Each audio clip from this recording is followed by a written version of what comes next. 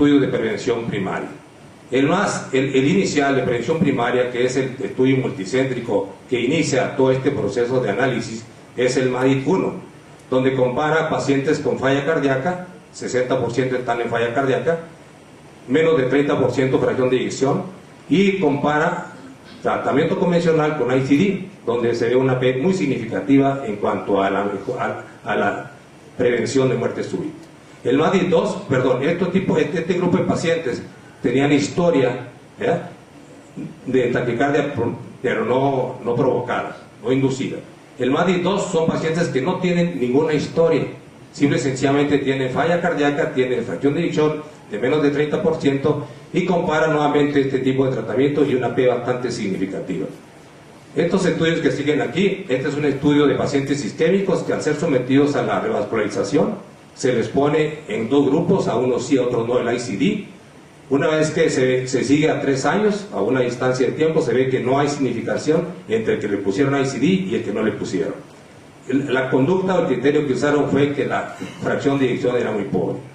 El AMIOVERT y el CAT, estos involucran a pacientes con cardiomiopatía dilatadas, donde comparan igualmente amiodarona en este caso contra ICD y que no hay una significancia importante en cuanto a la diferencia entre uno y otro. Aquí quiero hacer mencionar en el AMIOVERT, cuando se hace un análisis posterior, retrospectivo de estos dos estudios y sobre todo el AMIOVERT, por los investigadores que así lo hacen, porque estas conclusiones pues, no eran muy adecuadas a lo que se esperaba, se vio que aquellos pacientes que tuvieron muerte súbita, pero tenían historia de síncope, en esos pacientes, comparados con los que no tuvieron síncope, sí era muy eficaz el uso del cardioverter en cardiomiopatía dilatada, con fracción de eyección de menos de 30%. Y este finalmente es un estudio con falla cardíaca, son 2.500 pacientes, donde se hace un comparativo también con ICD, sin ICD, y los resultados son bastante significativos.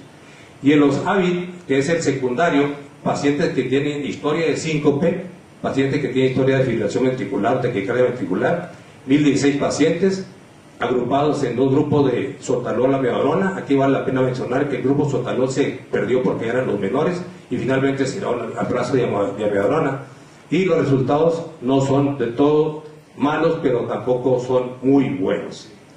Y el estudio canadiense, que tiene unos resultados parecidos, y el estudio CASH. Sin embargo, quiero mencionarles, cuando los expertos hacen el análisis y masifican esta información, concluyen que es útil el ICD cuando hay historia de fibrilación ventricular con síncope demostrada y con fracción de eyección baja.